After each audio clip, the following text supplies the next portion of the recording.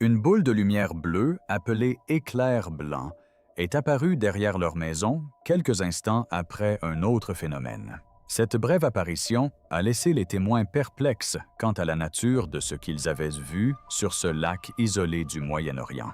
Les murs de pierre déchiquetés d'une ancienne forteresse se dessinent. Et si le fleuve qui a façonné des civilisations révélait aujourd'hui un secret insoupçonné, alors que les eaux se retirent près de Raqqa, une forteresse antique émerge du lit de l'Euphrate. Un fleuve lié aux prophéties depuis des siècles. Mais à l'intérieur des ruines mises au jour, les enquêteurs signalent des portes scellées, des chaînes de fer incrustées dans la pierre et de profondes entailles en forme de griffes le long des murs. Puis vinrent les apparitions d'immenses silhouettes, ailées à forme humaine, se déplaçant silencieusement au-dessus du site au crépuscule. L'Apocalypse parle de 4 anges enchaînés sur l'Euphrate. Cette sécheresse révèle-t-elle une architecture oubliée ou quelque chose d'autrefois contenu? Restez avec nous. La suite pourrait bien remettre en question vos certitudes. Dites-nous ce que vous en pensez ci-dessous. Simple cycle naturel ou autre chose?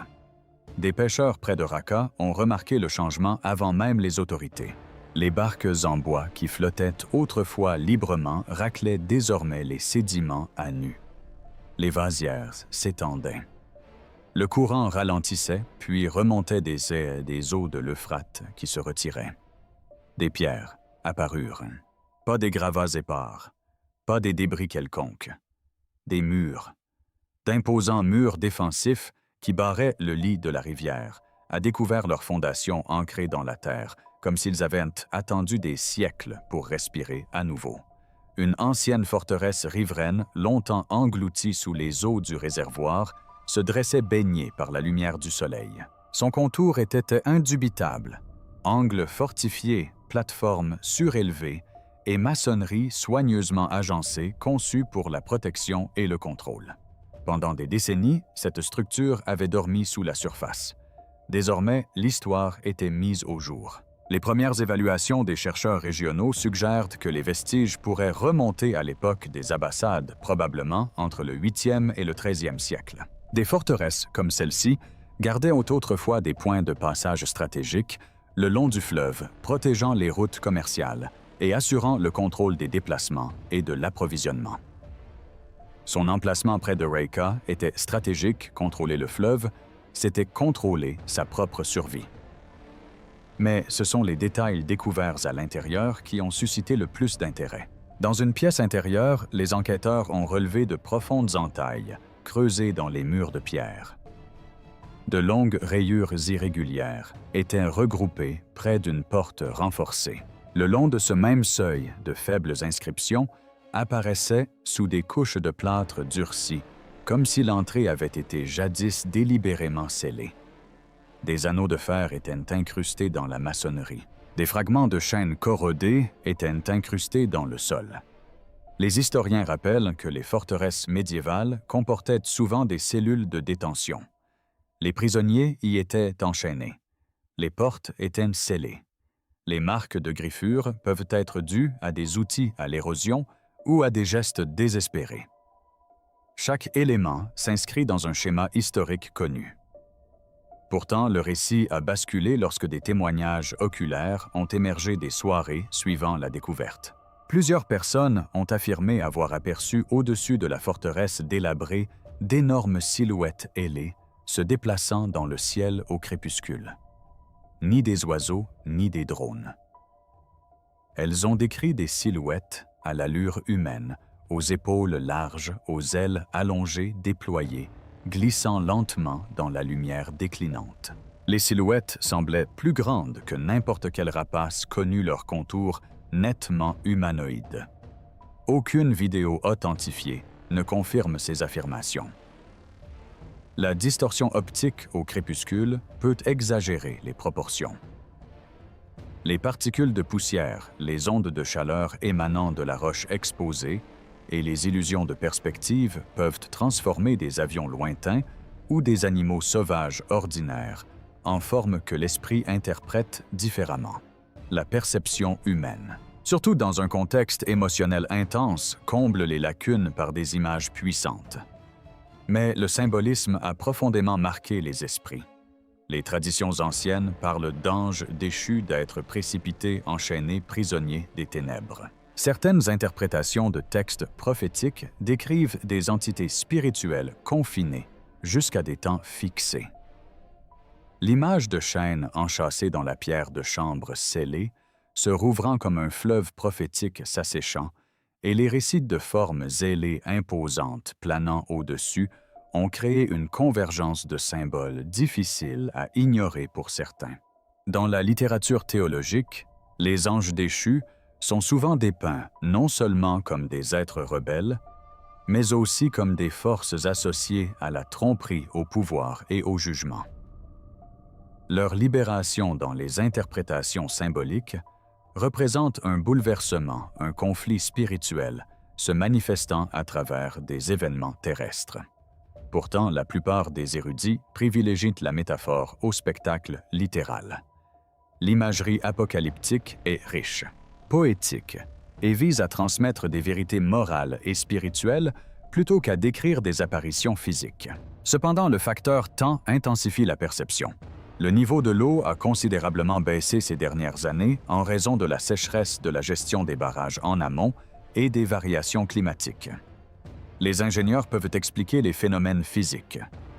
Les archéologues peuvent expliquer la forteresse. Les psychologues peuvent expliquer les erreurs d'interprétation visuelle.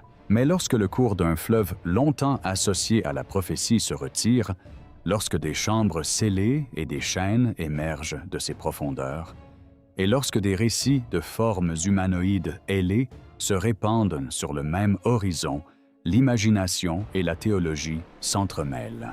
Ces apparitions sont-elles des phénomènes naturels mal interprétés, amplifiés par l'attente, ou reflètent-elles la façon dont d'anciens récits ressurgissent au gré des bouleversements géographiques? Aucune preuve crédible ne soutient la libération littérale d'êtres surnaturels. Pourtant, les symboles ont un poids. Le retrait continu de l'Euphrate ne se limite pas à la mise à nu de la pierre. Il révèle la mémoire des textes anciens, des croyances ancestrales et la tendance humaine persistante à interpréter les changements radicaux à travers le prisme de l'invisible. Le fleuve change, et lorsque les paysages se transforment, les histoires que l'on raconte sur ce qui émerge de leur profondeur évoluent, elles aussi. Tandis que la forteresse se dressait exposée le long des rives, qui s'amenuisaient le ciel au-dessus de l'Euphrate, racontait une autre histoire. Des témoins rassemblés le long du fleuve ont décrit un phénomène qui ne ressemblait pas à un éclair ordinaire. Aucun coup de tonnerre ne déchira l'air. Aucun éclair ne jaillit des nuages vers le sol. Au lieu de cela, une sphère de lumière apparut ronde, contenue, presque délibérée. Elle flottait à quelques mètres au-dessus de la surface de l'eau, luisant de l'intérieur comme du verre en fusion, suspendue dans les airs. Elle dérivait lentement. La lumière pulsait faiblement, oscillant entre un orange pâle et un blanc électrique, et certains disaient qu'elle se reflétait sur les dernières flaques d'eau laissées par la sécheresse ondulant à la surface comme du feu liquide. Puis, sans explosion ni bruit, elle disparut. Pas de fumée, pas de traces de brûlure, juste l'obscurité qui recouvre à nouveau les rives. Les scientifiques documentent depuis longtemps de rares cas de ce que l'on appelle la foudre en boule. Les physiciens supposent qu'il pourrait s'agir de plasma formé à partir d'air ionisé lors d'orages électriques intenses. D'autres suggèrent que des réactions chimiques impliquant le silicium présent dans le sol pourraient générer des sphères lumineuses éphémères et autonomes. Dans des conditions contrôlées, de faibles effets de plasma ont été produits en laboratoire, mais la foudre en boule libre demeure insaisissable, imprévisible et extrêmement rare. Elle n'apparaît pas sur commande, ne suit aucune règle fixe et ne persiste presque jamais assez longtemps pour être étudiée en détail. Les sceptiques avancent que des conditions atmosphériques inhabituelles combinées à la poussière, à l'humidité et à un déséquilibre électrique pourraient expliquer ce phénomène. La région de l'Euphrate a subi une chaleur intense, des conditions météorologiques instables et des fluctuations de pression atmosphérique durant la sécheresse. Les phénomènes liés au plasma, bien que rares, ne sont pas impossibles.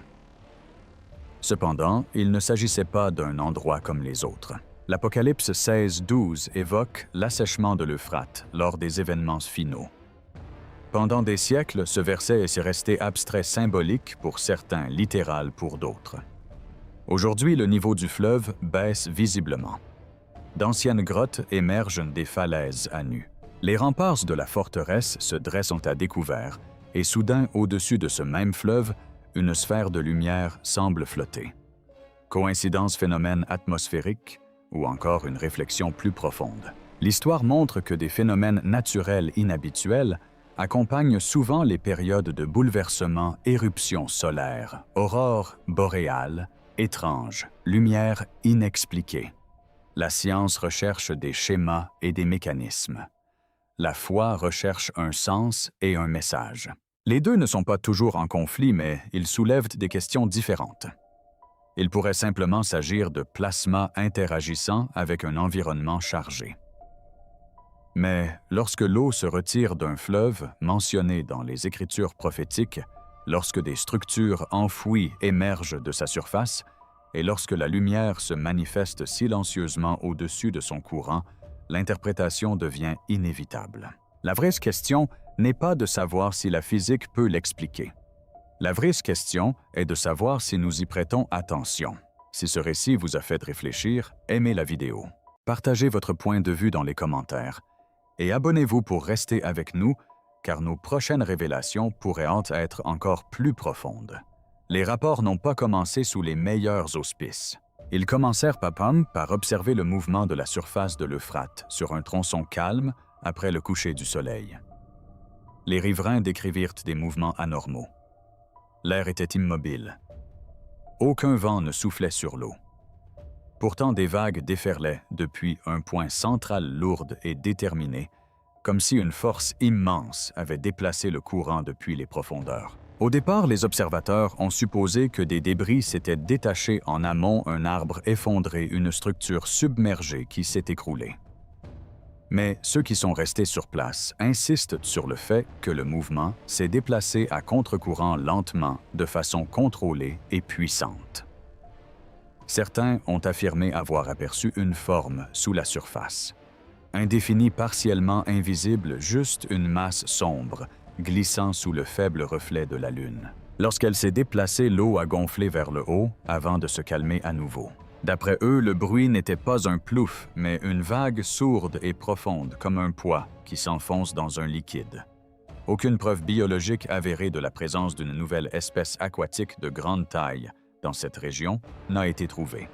Les études marines de l'Euphrate ont permis de documenter les populations de poissons, la répartition des sédiments et les effets néfastes de la sécheresse sur l'environnement. Rien dans les archives écologiques officielles ne confirme l'existence d'une créature géante inconnue. Les hydrologues suggèrent que lorsque le niveau de l'eau baisse drastiquement, le relief sous-marin se modifie. Les bancs de sable se déplacent. Des poches d'air s'effondrent. L'air emprisonné dans des cavités sous-marines peut s'échapper par à-coups, créant des houles soudaines. Dans la pénombre, les ombres déforment la perception des proportions et de la profondeur. L'œil humain comble les lacunes par l'imagination. Et pourtant, cette description résonne comme un écho du passé. Dans Job 40, une créature nommée Behemoth est décrite comme immense et inébranlable, un être d'une force extraordinaire que j'ai créé avec toi, se nourrissant d'herbes mais possédant des os de bronze et des membres de fer. Les érudits débattent pour savoir si ce passage fait référence à un hippopotame, à un éléphant, ou à une incarnation symbolique de la puissance indomptée de la création. Le texte met l'accent sur la masse, la stabilité et une présence écrasante. Lorsque des témoins, le long d'un fleuve prophétique asséché, évoquent quelque chose de vaste qui se meut sous les eaux affleurantes, les mots de ce chapitre ancien ressurgissent presque instinctivement. Non pas parce qu'il existe une preuve de la résurrection, mais parce que le symbolisme sommeille sous la mémoire. Lorsque la sécheresse révèle les remparts des forteresses et les grottes cachées le long de l'Euphrate, l'imagination s'éveille à ce qui était jadis dissimulé.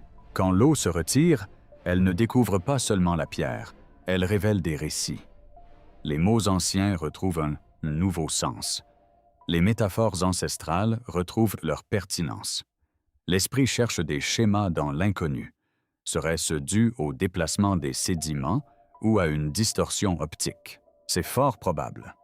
La faible visibilité et les conditions environnementales difficiles créent des illusions plus convaincantes que ne le permet la logique diurne. La science exige des preuves tangibles, et aucune n'a été présentée pour confirmer la présence d'un léviathan encore inconnu dans le fleuve. Malgré tout, la gravité de la situation demeure. Un fleuve associé à des frontières ancestrales et à un langage apocalyptique commence à se rétrécir. Des structures longtemps englouties refont surface. D'étranges lumières sont signalées au-dessus de nos têtes. Et maintenant, sous la surface, quelque chose semble se mouvoir avec une force surnaturelle. Qu'il s'agisse de géologie de perception ou de quelque chose de plus profond, une vérité demeure incontestable lorsque des profondeurs cachées sont mises à nu, même les symboles les plus anciens ressurgissent avec elles. Et une fois apparus, il est difficile de les ignorer. Lorsque la nuit tombe sur les rives exposées de l'Euphrate, l'obscurité n'est plus totale. Dans plusieurs mers peu profondes laissées par le retrait du fleuve des témoins, on décrit une faible lueur bleutée se répandant à la surface. Il n'y a ni éclairage public, ni bateau, ni reflet de villes lointaines. La lumière ne se projette pas vers l'extérieur. Elle persiste près de là-haut, douce et pulsante, comme si le fleuve lui-même insufflait sa lumière dans la nuit. Ceux qui s'approchent disent que la lueur s'intensifie lorsque la surface est agitée. Un caillou jeté au sol, un bâton traîné dans les eaux peu profondes. Des ondulations scintillent brièvement d'un bleu électrique avant de replonger dans l'ombre. C'est subtil mais indéniable. Les scientifiques évoquent un phénomène connu, les algues bioluminescentes. Certains micro-organismes émettent de la lumière grâce à des réactions chimiques à l'intérieur de leurs cellules, souvent déclenchées par le mouvement ou l'agitation. Ces organismes microscopiques sont plus fréquemment associés aux eaux côtières. Pourtant, dans des conditions environnementales favorables, variation de salinité, hausse des températures et stagnation d'eau due à la sécheresse, elles peuvent apparaître dans les systèmes continentaux. L'Euphrate a subi des transformations spectaculaires ces dernières années. La réduction du débit modifie les niveaux d'oxygène. L'évaporation concentre les minéraux. Les courants plus lents créent des zones d'eau stagnantes, propices à la multiplication des micro-organismes. D'un point de vue biologique, cette explication est plausible. Dans ce cas, la lumière ne serait pas d'origine surnaturelle, mais chimique, une réaction de cellules vivantes soumises à la contrainte et au mouvement. Pourtant, il ne s'agit pas d'une simple étendue d'eau. Dans la Genèse, l'Euphrate marque la frontière de la terre, promise une ligne inscrite dans le récit sacré.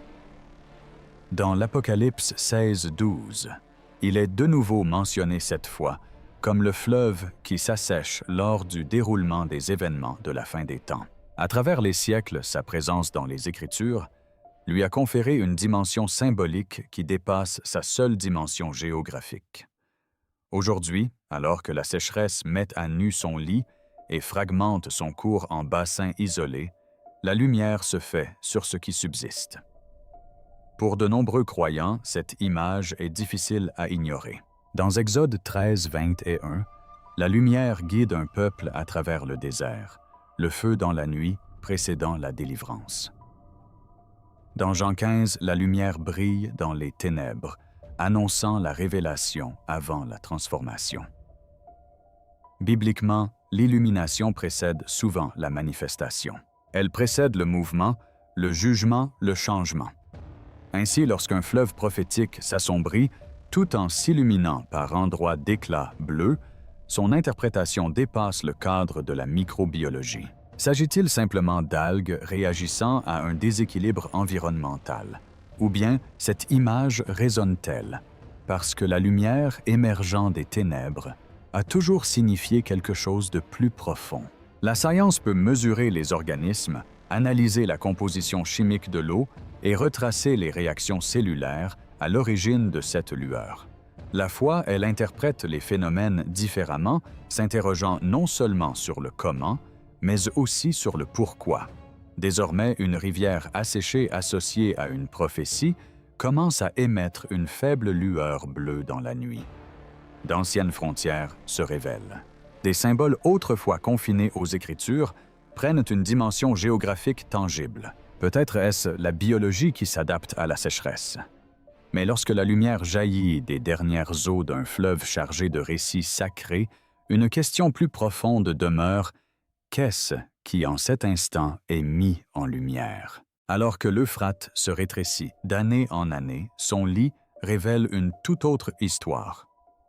Là où jadis de forts courants dissimulaient des couches de sédiments des étendues de terre mises à nu, scintillent désormais faiblement sous le soleil. Dans les conversations locales et sur les forums en ligne des rumeurs, circulent concernant l'apparition de traces d'or le long des berges asséchées, de petits gisements piégés dans le limon. Des traces d'or apparaissent là où l'eau coulait autrefois librement. Le fleuve se retire et ce qui était enfoui commence à refaire surface. D'un point de vue géologique, ce phénomène n'a rien d'extraordinaire. Les rivières transportent naturellement des sédiments minéraux en aval, notamment des particules d'or érodées de formations rocheuses lointaines. Lorsque le niveau de l'eau baisse, les matériaux les plus lourds se déposent et deviennent visibles. La sécheresse accélère ce processus. Ce qui paraît soudain peut simplement résulter d'une accumulation opportune. Pourtant, l'Euphrate recèle bien plus que des sédiments dans son histoire. Dans les hadiths islamiques, une tradition bien connue rapporte qu'un jour, l'Euphrate révélera une montagne d'or et que les peuples se la disputeront, provoquant de grands bains de sang. L'avertissement contenu dans ce récit ne porte pas seulement sur la découverte, mais aussi sur la réaction humaine. Il évoque un conflit déclenché non par la rareté, mais par l'abondance révélée. Dans l'Apocalypse 16:12, le fleuve est à nouveau décrit comme s'asséchant dans la séquence finale des événements. Cette imagerie commune le retrait de l'eau, l'émergence de quelque chose d'important, trouve un écho dans différentes traditions. Dans les Écritures, l'or n'est jamais un simple métal. Dans l'Exode 32, lorsque Moïse tarda à partir sur la montagne, le peuple fit fondre son or pour en faire un veau, transformant ainsi la richesse en idole. Ce qui était une ressource devint un symbole de rébellion. Dans Matthieu 6:21, le principe est énoncé clairement: là où se trouve le trésor, le cœur suit. La richesse révèle la fidélité. Les chapitres 17 et 18 de l'Apocalypse décrivent Babylone parée de luxe. Or, pierres précieuses et richesses y abondent, avant que tout ne s'effondre soudainement. Dans cette vision, l'or représente à la fois la prospérité et la vulnérabilité. Il symbolise le pouvoir économique, l'influence et la tentation intimement liées. Ainsi, lorsque des rumeurs font état de la présence d'or, en même temps que l'assèchement d'une rivière associée à une prophétie, l'interprétation passe de la géologie à la morale. Il pourrait tout simplement s'agir de gisements minéraux mis au jour par des changements environnementaux. Aucune montagne ne semble émerger du lit de la rivière. Seules des découvertes éparses alimentées par les rumeurs et les espoirs ont été confirmées. La sécheresse révèle parfois des ressources. Les humains le remarquent. Mais la question fondamentale n'est pas de savoir quelle quantité d'or se cache sous les sédiments. C'est plutôt ce que les gens feront s'il apparaît. L'histoire montre que la richesse peut stabiliser les sociétés ou les fracturer. Elle peut financer la reconstruction ou attiser les conflits. Lorsqu'une ressource précieuse apparaît en période de pénurie et de tension, les priorités se révèlent. Si l'Euphrate se rétrécit comme le décrivent de nombreux textes anciens, Et si des ressources importantes commencent à émerger, la question n'est pas celle de la mesure, mais celle du choix.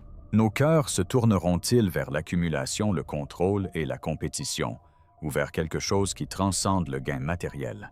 Si cette réflexion vous a interpellé, n'hésitez pas à aimer la vidéo, à partager vos impressions ci-dessous, à vous abonner pour nous suivre et merci de faire partie de cette aventure.